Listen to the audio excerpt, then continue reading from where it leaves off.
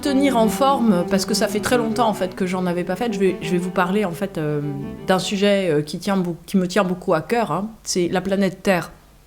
Voilà, dans effectivement, j'allais dire, mon engagement propagandiste et patriotique par rapport à la planète Terre. Alors, vous savez tous que nous sommes dans une période assez particulière et on en a absolument tous ras-le-bol d'en entendre parler, c'est la période du Covid-19, voilà. Et ne vous inquiétez pas, de toute façon, quand on aura fini avec le Covid-19, ce qui va arriver, à mon avis pas tout de suite, mais ce qui va arriver, on aura le Covid-24. Donc ne vous inquiétez pas, on n'est pas sorti en fait. Pourquoi on n'est pas sorti ? Parce que, si vous voulez, on entre en fait dans une période de grande remise en cause d'un système. Et c'est justement, si vous voulez, ce qui est abordé dans un documentaire que j'ai regardé avec, j'allais dire, à la fois une sidération et en même temps, j'allais dire, une concentration incroyable, qui s'appelle donc ce documentaire « Un grain de sable dans la machine », donc qui est un documentaire que vous pourrez trouver sur Internet, qui est passé sur Arte. Donc ce n'est pas un documentaire ni complotiste, ni en fait propagandiste, c'est un documentaire très pondéré, fait avec énormément de soin et d'intelligence, où il y a beaucoup d'interviews, on va dire, de gens, j'allais dire, très reconnus et très intéressants. Ce documentaire, si vous voulez, il est très important en fait parce qu'il donne une autre vision, j'allais dire, de l'arrivée de la Covid-19, je ne me fais pas au féminin, sur la planète Terre.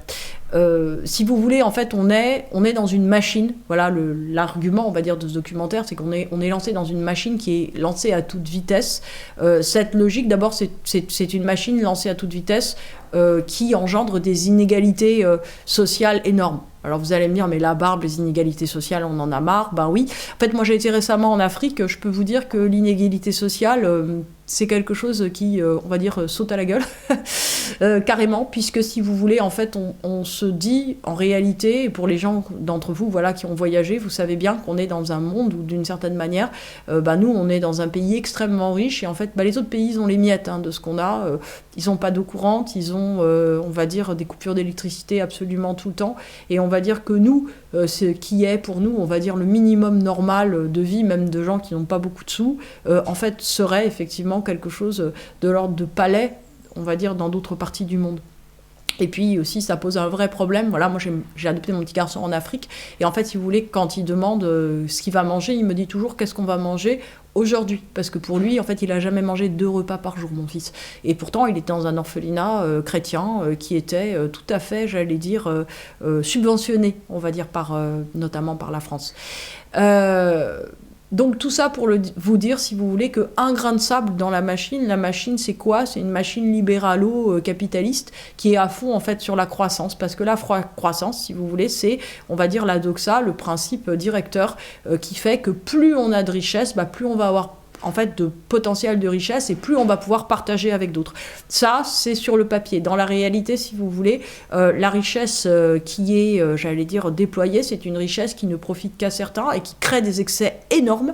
J'allais dire, chez certaines personnes, je lisais voilà, des choses hallucinantes, voilà, comme quoi, par exemple, il y a des Émirats arabes, effectivement, qui demandent une glace à la fraise à 3h du matin, qui sont sur un yacht au milieu de la mer Aral, ou Méditerranée, Aral, elle n'existe déjà plus, et qui, en fait, si vous voulez, se retrouvent avec 80 mecs qui vont leur chercher la glace à la fraise qu'ils veulent, en prêt, j'allais dire, à prendre tous les risques, en prenant un jet, etc. Mais, si vous voulez, on se dit, mais en fait, on est juste dans un absolu n'importe quoi. Donc, en réalité, si vous voulez, machine libéralo-capitaliste qui ne fonctionne qu'à la croissance, qu'au PIB. Voilà. Donc, en fait, on court vers l'accroissement. Cet accroissement, en fait, n'entraîne que les mêmes. C'est-à-dire que ça n'entraîne pas les autres, fatalement, puisque c'est que les mêmes. Et si vous voulez, dans cette logique-là, nous nous retrouvons, en fait, sur une terre qui est une terre, si vous voulez, qui est, on va dire, un réservoir à ressources. C'est-à-dire qu'on a besoin de pétrole, d'électricité, on a besoin de charbon, on a besoin de matières premières pour notre amusement. On est dans un système en fait du loisir et de l'amusement. Et c'est ce que dit un grain de sable dans la machine. C'est-à-dire que dans ce super système d'amusement, on va dire qui profite à 10% des gens en fait sur Terre et ne profite pas à 90% des autres, et ben d'une certaine manière, on a trop déconné en fait avec le parc d'amusement et si vous voulez, en fait, on a créé des poches à virus qui s'appellent les élevages animaliers. Ces poches à virus, si vous voulez, sont en train de péter. Parce qu'effectivement, il n'y a plus de milieu naturel, ça c'est, j'allais dire ce que tout le monde dit, il n'y a pas de coupable, il n'y a pas de aliens qui ont fabriqué le Covid-19, c'est pas la peine, ou les aliens c'est nous. Et à partir de là, si vous voulez, on est dans un emballement. Cet emballement, ce qui est très intéressant, si vous voulez, avec ce documentaire, c'est que, d'une certaine façon, c'est une globalité. C'est une globalité de regard sur une situation. Si vous voulez, pour le coup, effectivement, la Covid, n'est que un petit grain de sable. C'est qu'une toute petite chose, c'est qu'un petit détail. En fait, bien sûr que ça va passer, le Covid. Comme je vous dis, pas tout de suite, mais ça va finir par passer, évidemment, de manière naturelle. Ça passera pas forcément. Bien sûr que les vaccins, ils jouent leur jeu et qu'ils ont une importance considérable à tous les points de vue, y compris financiers. Mais, si vous voulez, ce qui est sûr, c'est que comme toutes les épidémies, comme toutes les pandémies, la pandémie du Covid-19 mourra, elle aussi. Le problème, si vous voulez, c'est que nous sommes en fait dans une logique de génération des pandémies et que notre suffisance a fait penser que nous étions immortels. Vous voyez que d'une certaine manière, nous étions comme Goliath. Vous voyez, le grand géant de l'humanité mythologique, et que nous étions intouchables. Eh ben non, en fait, nous ne sommes pas intouchables.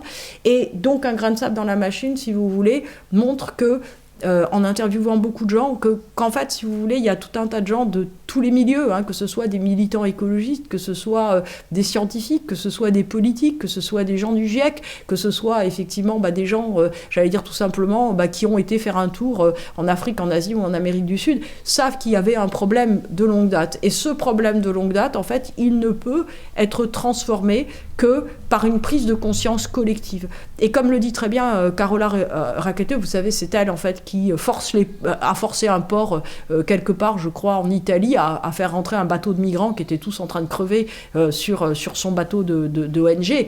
Cette fille-là, donc, elle est devenue connue, j'allais dire tout simplement en se disant mais je vais pas laisser crever des gens sur un bateau, je vais juste les faire rentrer en fait pour qu'ils aient accès à des soins et accès à de l'eau courante parce qu'il n'y en a pas assez sur le bateau, même s'il y a un filtrage d'eau de mer. Donc en fait, elle a juste fait un acte simple de courage et d'humanité. Et voilà, comme c'est une jeune femme, elle est devenue connue pour ça. En fait, juste elle, ce qu'elle dit, c'est qu'on est dans une logique, si vous voulez, où de partout, on voit que c'est en train de péter.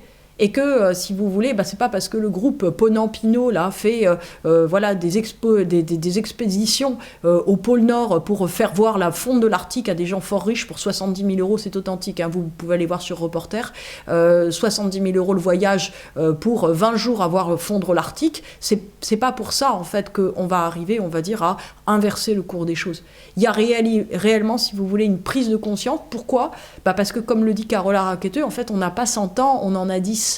Donc, à un certain moment, si vous voulez, il va falloir que chacun d'entre nous prenne conscience d'une certaine manière qu'on est dans un système, que ce système, en fait, n'est plus valide. Si vous voulez, c'est pas une logique, effectivement, de chacun, effectivement, fait des efforts, etc. Mais c'est la prise de conscience que les questions qu'on se pose ne sont pas forcément les bonnes. Et que, à partir de là, si vous voulez, c'est pas, si vous voulez, il n'y a pas à se culpabiliser parce qu'on jette des sacs plastiques, on essaye de pas le faire trop, mais à la poubelle. En fait, le problème, c'est que le système est fait d'une manière où, en fait, on est complètement cornaqué et limité dans ce qu'on peut faire comme type d'effort pour inverser les choses. Et à partir de là, si vous voulez, un grain de sable dans la machine est très important parce que justement ça nous remet, j'allais dire comme nous, petits humains, petite planète Terre, comme un atome pour le coup dans l'humanité et dans le cosmos. Et ce qu'il y a, si vous voulez, c'est que cette juste place qui est une place microbienne, microscopique, c'est exactement la même taille qu'un tout petit virus. Et en fait, si vous voulez, l'idée c'est, est-ce que au fond, c'est pas l'homme qui serait justement, j'allais dire, ce grain de sable dans la machine, ce tout petit virus, est-ce que c'est pas nous, en fait, le Covid-19, voyez, dans, tout simplement, la planète Terre ?